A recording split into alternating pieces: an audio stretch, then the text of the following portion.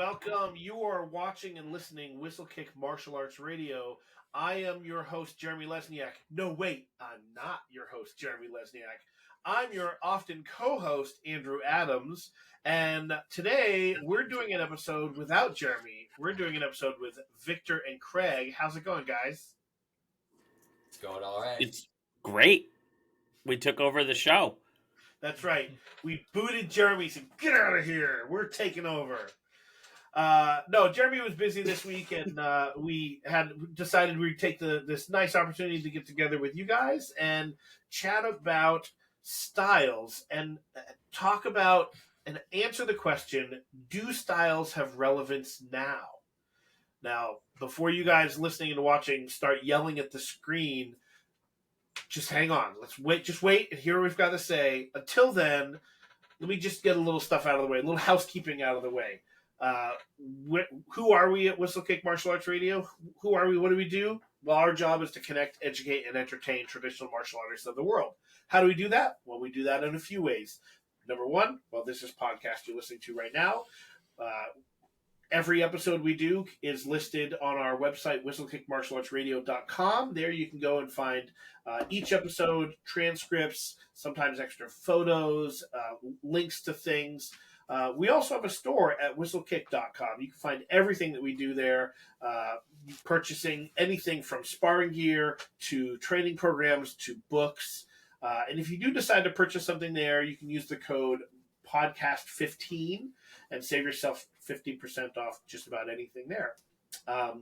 You can also help support the show. If you wish to also help us to continue to connect, educate, and entertain traditional martial artists, you can do that by joining our Patreon, patreon.com/whistlekick.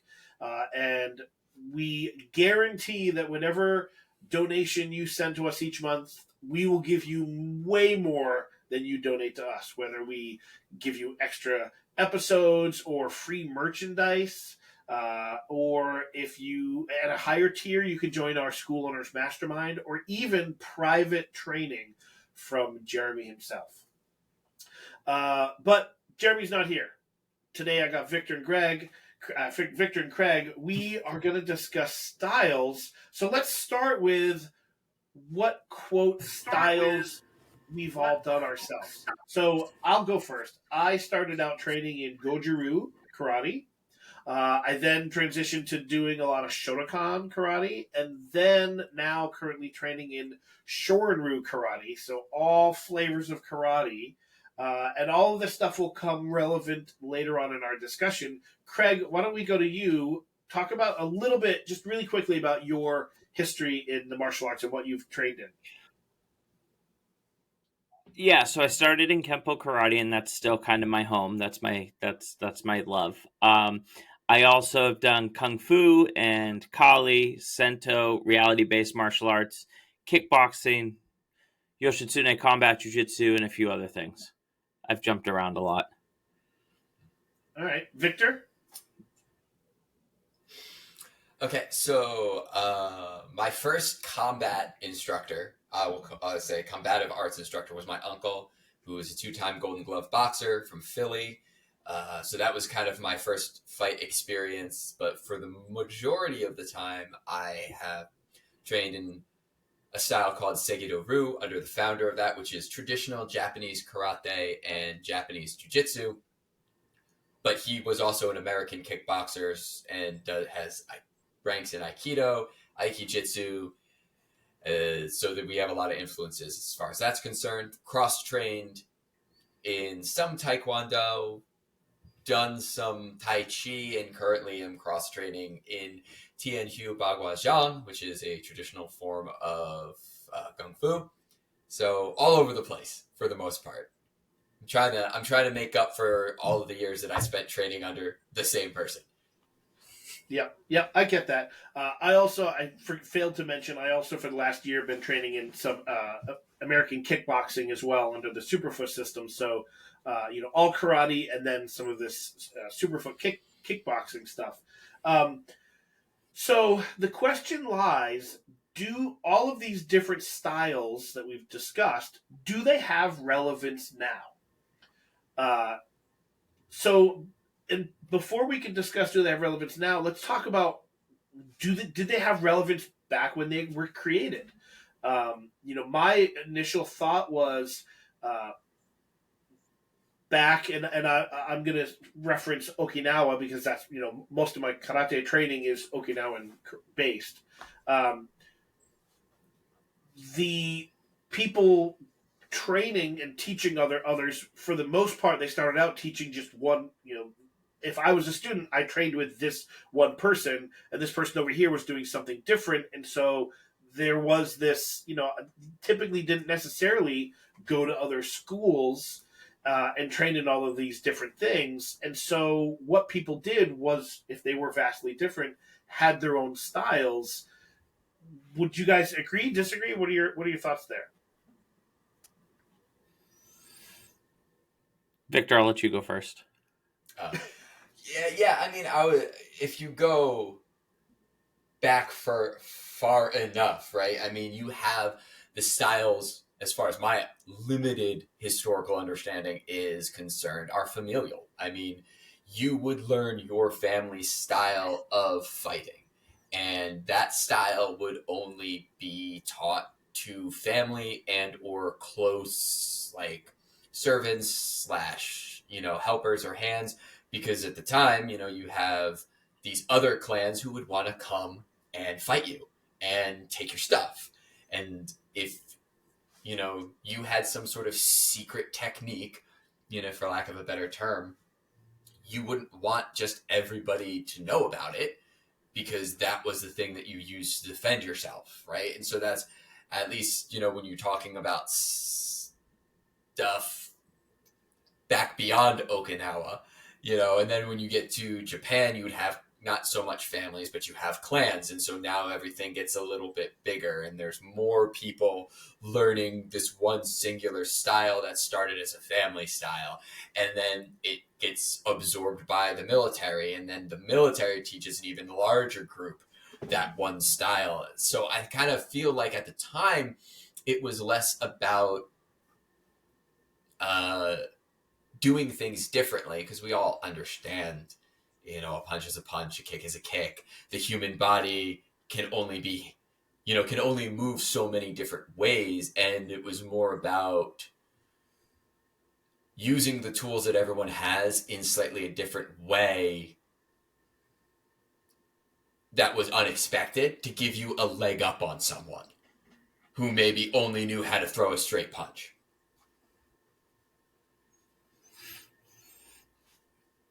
Craig?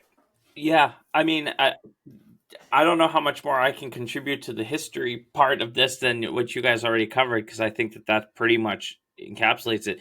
I think that there was a time and a place in the history and evolution of martial arts that it was necessary. Like, it needed to be people having a specific system and style that they believed in unquestioningly, so they could continue to flesh it out. And then eventually, we know, throughout getting closer to nowadays, those started to fuse a little differently. But I think that there was a time where it benefits the practitioner to just focus on a singular system. And so I think that there was, especially then, as they were creating a lot of the systems that we know now, that it was important to have it broken out in that way. That'd be probably the only thing I think Yeah, and that makes sense. And so now let's look at now. Like, I mentioned, I trained Goju Ryu karate, I trained Shotokan karate, and I trained Shorin Ryu karate. If I were to open up a brand new school and come up with curriculum, I like certain things from each of those schools that I trained in. And I'm saying schools, not styles, right? Each of those schools, they did things differently. They all had very different forms. What forms am I going to teach? Well, I would probably teach some Goju. I'd teach a Goju Ryu form or two. I would probably teach, like, what the karate that I would teach would be an amalgamation of those three styles. So what style do I call it? I've trained in all of these different things, and what I'm teaching is a little bit of everything. So what style is it? And then, even on a broader scale, a lot of the karate that I've done involves joint manipulation and stuff that people would often call jujitsu. So, do I teach jujitsu or am I teaching karate? Like, is there the are the lines between these styles getting blurred at this point? Victor, what do you thoughts? Yeah, it's so difficult to really answer that question succinctly, because you'd have some people would be like, oh well, yeah, like martial arts continues to evolve, and the stuff that doesn't work gets thrown out, and then you'd have like really really like stern traditional practitioners and be like, no, we've always had joint manipulation in karate. If you look at this form that only our branch of the style does, what do you think this is? It's a ground fighting move. And like I've recently really been wrestling with very similarly the same thing, Andrew, because I remember distinctly starting my training under my Segido instructor and thinking, oh yeah, our martial art is the greatest and everyone else is inferior because we do everything this perfect, cultivated way. And now being on the other side of that, obviously knowing that that was young naivete, but I'm running my own school. I have all sorts of Tai Chi and Kung Fu influence that have made some of my movements more flowy, as my first instructor would say. And not to mention that my assistant instructor, my fiance, who is helping me, also has rank in karate, the same thing, but we've traced our roots and they're completely different. And so what I call a front stance is, yeah, she's like, yeah, that's a front stance, but we would do it this way and we teach this way. And so what do we call what we're doing? I'm like, well, we are learning karate. And this is the name of our school. And I already have I know when I want to teach my students Tai Chi. Like I have two Tai Chi forms that were not a requirement for my black belt or any rank, but I'm like, I want my students to learn this form at this rank and this form at this because I want them to have the benefits that I gained from that later in life, earlier in their training. Great. I was very fortunate in my original instructor continued to cross train. So it was never that Kempo had all the answers. So I remember very vividly, like when I first started, the rank requirements, it was all Kempo. And at the time, he had been doing kickboxing. So then all of a sudden, right around the time I got to like blue belt, kickboxing started to be incorporated. And then there was some Yoshitsune combat jiu-jitsu that was thrown in, and then some ground jiu-jitsu that was thrown in. And all of a sudden it was like, boom, there's, we're no longer just doing Kempo. For me, when I teach specifically kind of the curriculum that I made that fuses everything together in the adult program, they're learning blocks from Wing Chun, and at the same time, they're learning stick disarms from Kali, and they're learning Kempo fighting techniques. And I don't see any reason why there's an issue with that per se, except for one that we as martial artists make. Right? My goal is to make my students better than me, and to take all the things that I've learned over the years that I feel would benefit them and share it with them. So if I think that the Kempo knife defenses that I learned as a kid aren't my cup of tea, I'll share them anyway and say, hey, look, this is one avenue. This is an avenue I like better, and I'll take the ones from Kali. And for me personally as an instructor, I do delineate that. I'll tell students what branch of these systems they're coming from. But at the end of the day, I tell them all, I go, listen, it's just training. Just learn. It's okay. If there's one thing you don't like, we'll find something that matches you better. If I have students who really, really enjoy doing the sticks and stuff like that, they learn a little bit more stick. They get to do some of the fun patterns where the sticks are hitting. And then I'll ask the other people. The other people may like bow staff, so we'll do bow, right? We'll do whatever. I said bow staff specifically for you, Andrew. Or is that Jeremy's hang up? I can go with you either way. I get it. I get it. But no, so it's one of those things where I think that it depends on the lens you're looking. I want my students to become more physically proficient at defense than me, which means that my goal in that is to not necessarily go, now we need to learn this absolutely obscure thing in Kempo that you're never going to see again in any technique or anything we ever do. But then if I switch my lens and say, I want to teach you and honor the culture and the lineage of this system, I'm going to teach you this. But I also say that to teens and adults. I say, look, this isn't something necessarily that I would use on the street, but I want to honor the culture, the history, the lineage, and the legacy of the art that's been passed to us. This is how we do that. So I think you can do both, but you have to be clear in why you're doing it.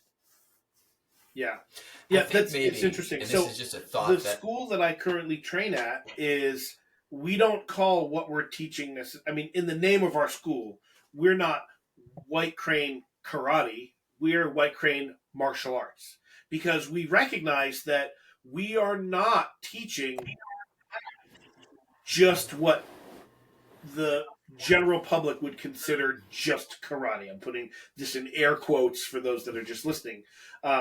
We do train in some Aikido and some Aikijitsu and some judo. There are more to it than just punching and kicking, which the general public thinks of karate and they think just punching and kicking. And so we're not White Crane Karate, it's White Crane Martial Arts because we incorporate all of these other things. And Victor, I know you mentioned traditionalists will tell you that traditionally karate, quote unquote, contained all of these joint locks and throws and all of these other techniques that the general population doesn't think it included, and even some traditional martial artists think are not involved in karate when they often were.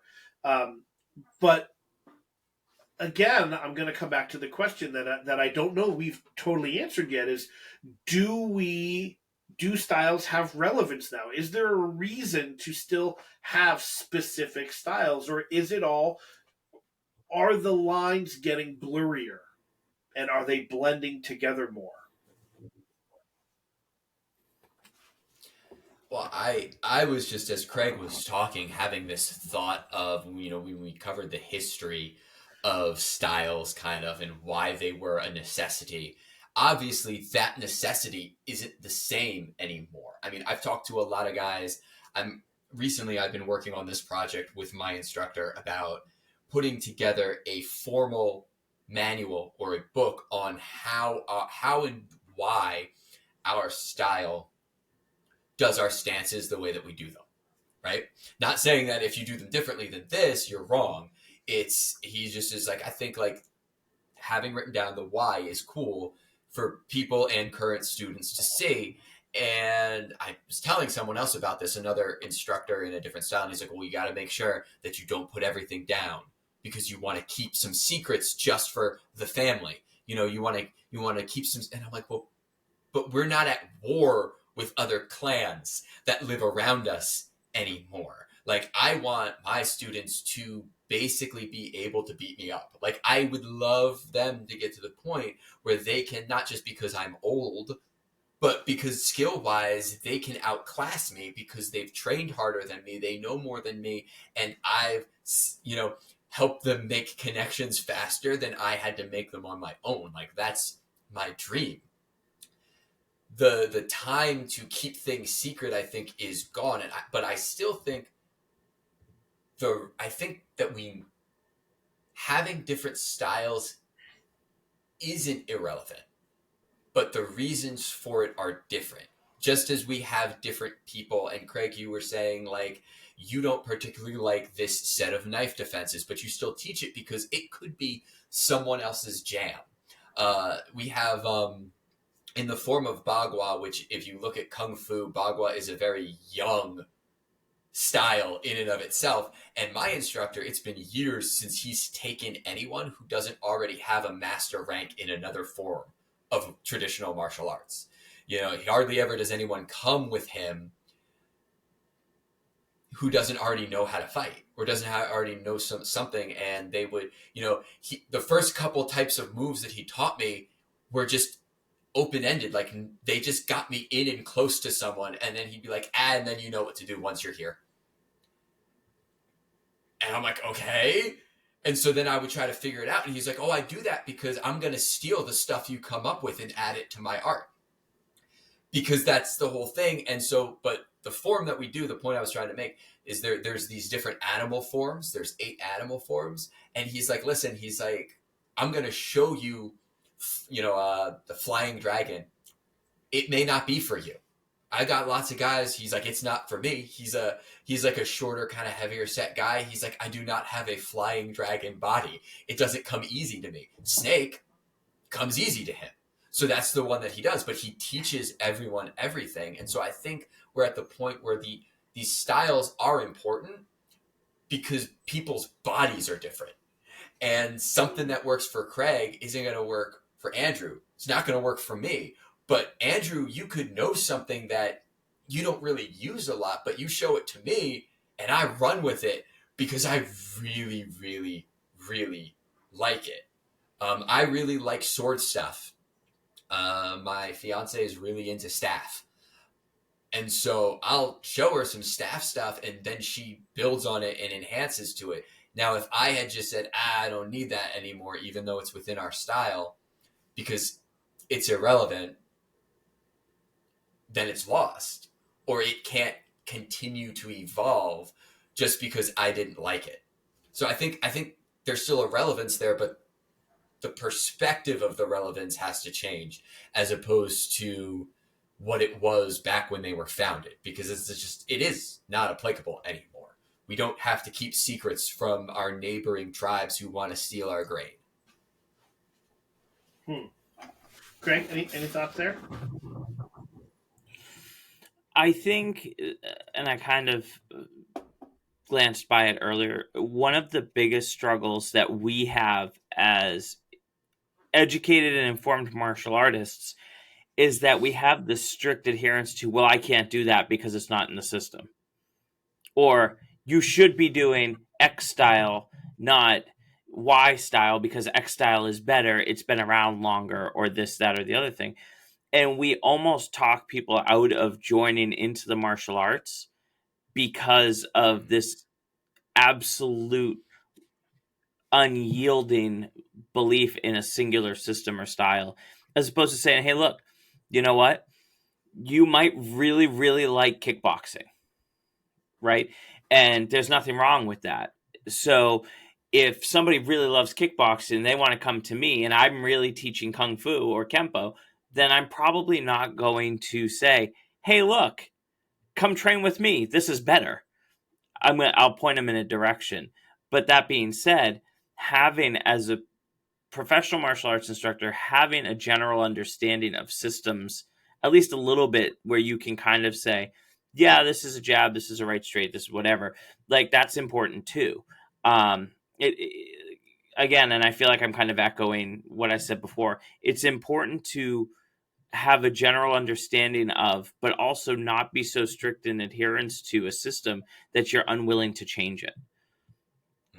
Right? Like, you need to, our students, my students that I train, they should be light years ahead of me where I was in their training, because they have the benefit of my 21 years of training that I can pull back and say, look, I really love this. Like, this is really beneficial and helped me.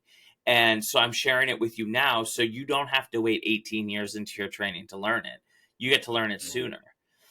But a strict adherence to a system, or a lot of times, the words we use are things like, it's not in the curriculum. I can't teach you how to do a left hook because it's not in my curriculum. Well, sure you can. It's going to take 5 minutes if you know how to do it, and you can add it into something. Victor, like you said, with your Bagua instructor, right? Like, hey, you know how to got it. You know what to do now. That's how my instructors in Kung Fu, that's how Mark Warner taught me. He just, knew I already knew how to fight. I was already a black belt. So he just went, okay, you're going to do this now. Okay, now that you're there, you know exactly what to do. Right? Or, hey, if you know how to do this, hammer fist, right? Okay, now I'm going to put a stick in your hand. Congratulations, you just learned strike number 1. Right? Like it's being able to branch them is important. And the word that I keep coming back to is one my instructors use, synergy, right? There should be synergy in systems that you train. And that doesn't mean that, okay, I'm teaching jujitsu today, so I can't acknowledge that kung fu has its relevance too. It's, hey, look, there's this move, there's this wrist lock that we find in jujitsu, but look, this is also where you can find it in kung fu. So that way, again, at my school, like yours, Andrew, you have White Crane Martial Arts. Mine's Karate International Martial Arts Center. We teach 6 different systems in the school. And I have people who train in all of them. So they'll come to my class on Monday in Kung Fu, and we'll do a lock from Mantis Kung Fu. And then they'll go to Jiu Jitsu on Wednesday, and the instructor will teach it, and they'll go, this is from Kung Fu. Right? And we all laugh, and whatever instructor's teaching goes, no, it's from this system, kind of as the tongue-in-cheek joke. But if we break down that barrier a little bit, it makes it easier for A, people to understand. B, I also find flaws in the argument that the general public outside of martial arts really knows or cares what the systems are, because I don't think they do. No, yeah. I think that the general public... Go ahead. Okay. I think that the general public thinks of us as wearing karate uniforms, yelling at each other, and hitting each other with swords.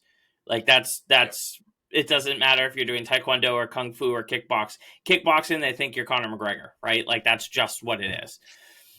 So there's a point where it's really splitting hairs a little bit to the general public perspective, that it's really, like I said, it's an educated martial artist problem, not a general public problem. Or perception of the system and styles.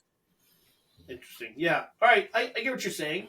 I also see, I'm curious what you guys' thoughts on this. I also see there being 2 different lines, 2 different kinds of delineations between quote styles. One being from the styles of arts themselves. Aikido versus judo versus, and I don't mean versus meaning fighting, but again, or taekwondo and Brazilian jiu-jitsu and kendo, and like those, there are those lines between those arts. But then we get to jiu-jitsu, and then there's the line between Yoshitsune jiu-jitsu and traditional Japanese jiu-jitsu, and then you've got, like, we're talking lines within their own styles, between Goju Ryu and Shorin Ryu and Weichi Ryu and Wado Ryu and Shotokan. They're all karate, but they're definitely different. What are your guys' thoughts on those lines, the lines within styles versus the lines within arts, shall we say? Craig? It's important to understand where the system you're learning came from, but that doesn't mean that it's the end all be all and what you should focus on. I think the lens that I keep coming back to in my head, one of my instructors, Shion Walt Lysak, has 4 delineations for the martial arts. Traditional martial arts, TMA, it's to honor the lineage, the culture, the legacy of the art. Then there's reality-based stuff that doesn't care about the culture or the lineage or the history. It's just take what works and do it, right? And then the third one is SMA, or sport martial art, where there are rules. There's an expectation. There's a game to play. And the last one he uses is called XMA, which normally means extreme in kind of the broader circle. But for us, it's exhibition martial arts. It's pretty to look at. It's pretty to kind of see and experience kind of that expressional part of the art, but it's not necessarily what you would use. They're all the martial arts. They're all great, but there's a breakdown. So if you go, okay, I'm doing Shorin Ryu. Okay, now I'm doing Weichi Ryu. Great, you should know who created those systems and at least have an understanding if you're doing them at a deeper level. But I don't think necessarily that, again, in the long term, you go, I'm doing American Kempo. I'm doing Shaolin Kempo. Well, just do Kempo and put it, like bring it together. Create what you need to create. The long running joke with my Kempo instructor is that it's all Kempo, right? I'll be like, hey, I just learned this thing from, kickboxing. He's like, nah, that's in Kempo, dude. That's in this kata. And that's the joke. Every time we say it to each other, it's all Kempo. We both just laugh because it's about enhancing yourself at a certain point in cross training, not about anything else. Mm-hmm. Victor, any thoughts? Yeah, I mean, I would agree with a lot, the majority of the stuff that Craig was saying. I've had the benefit to. I didn't start in my first style of Segido, karate, and jiu-jitsu when my instructor founded the system, but pretty darn close. It was before the, right after it was only 10 years old. So I can remember how beginner techniques were taught to me. And then I can go back and see my same instructor, the founder of the system, teaching new beginners the same technique, but differently. Because I've had the benefit of watching him evolve and get better and continue to train over time as well. And karate is karate. A punch is a punch, right? A kick is a kick. I think, like Craig was saying, it's important to know, hey, my art came from this family. And again, a lot of the things like we fought, this art came from an island where you had a lot of fights on boats going down a river. That's why our stance is as narrow as it is, because there's not a lot of room to stand on a boat. But if you're in a field, it's not so important that your stance is like to understand the why and the lens in which you're approaching things. When you talk about something like building a curriculum, which I now have all of these different things, not just from me, but from Karen as well, coming at it, it's like, okay, well, are all of our building blocks, like our foundational stuff, is all the same, and then those students can branch off into Kung Fu, they can branch off into, Tae Kwon Do's, forms, all from the same building blocks. If those beginning stuff is the same, then it's important that it is, so that then they can do what they want with their martial arts, however it would best fit them. If they, even my Segido Ryu looks different than my instructor's Segido Ryu. If you watch us both fight, the keen eye will see, okay, we are kind of moving the same way, but the average person will be like, wow, these two guys are fighting completely differently. They're moving completely. Well, it's because I'm not a short Italian man. Like my instructor is. Obviously my body's going to move differently than him, I think it's important to understand, but as instructors, Andrew, to your question of how important is the delineation between, Okinawan style karate, Goju Ryu, versus Shotokan karate from the mainland, I think it's only as important as we make it to our students. But as instructors, our responsibility, I think, is to tell our students, like you were saying, Craig, hey, this is how we do it within our curriculum, but it's not the end all be all. Like, we aren't the authority. The way that I always, tell everybody is, I'm a student too. I'm just a little bit further ahead on the path, and I've already tripped over the rock that you're tripping over right now. So I'm just able to look back and point to it and say, hey, watch that rock. That's the only thing. But if I stop moving and no longer think I have anything to learn, or that my lens of the martial arts is complete, then eventually I will become irrelevant. And I think, to the title of this, Are Styles Irrelevant? I will go ahead and you can at me and send me all the hate mail and comments for making this statement. If you belong to a style that believes it is the end all be all, your style is one generation from being irrelevant. That's my opinion. Yeah. You can send me all the hate mail that Whistlekick gets straight to me. It's totally fine. All right. Excellent. I agree with So that, and you we're can send all my hate mail to Victor too. excellent. So let's wrap things up here. The question at the top was, do styles have relevance now? I think the answer is yes, there is relevance, but that relevance is what you decide to make of it. I think it is totally fine if you and your school wish to drop all styles completely and just say we're teaching martial arts and teach a little bit of everything. But I think it's important that you and your students understand some of those differences. So I think they can have relevance now. Yes, no, Craig, what are your thoughts as we wrap up? Yeah, yeah, I agree. There is a relevance there, and it is what you make it. It depends on the lens that you want to present your information. That's ultimately for me where it comes down to. And I agree with Victor. One of the things you said about it's our responsibility as instructors to point that out. I have long said instructors are the stewards of the arts. It's our job to maintain them, preserve them, and pass them along to the next generation. And if that information dies with us, then that's a bad thing. It needs to be continued on. So yes, I think they are relevant. No, I don't think they're as relevant as some people make them out to be. Hmm. Victor, any final words? Yeah, I would agree with all that stuff. The relevance and importance are different. That's what I would that I would add. I think that there's a relevance because it's good to know where something comes from and why things are done the way that they're done. Relevant, and that relevancy has changed and it will change.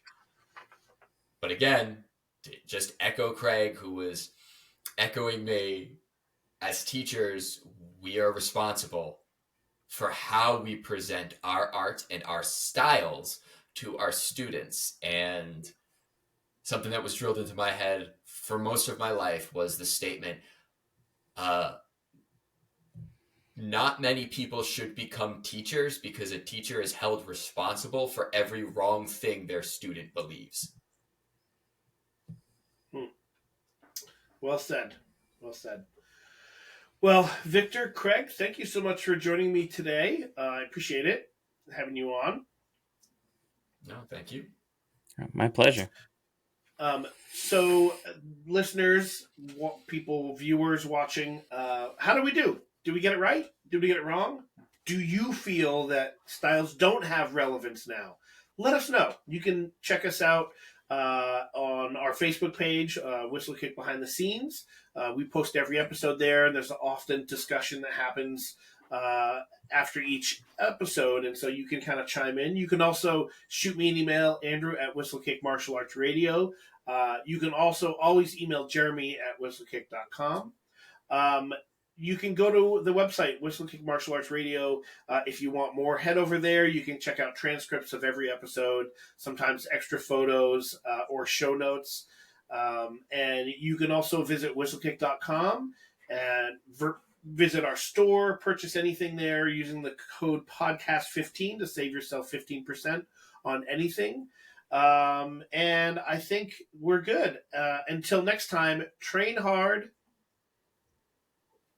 Smile. And have a great day.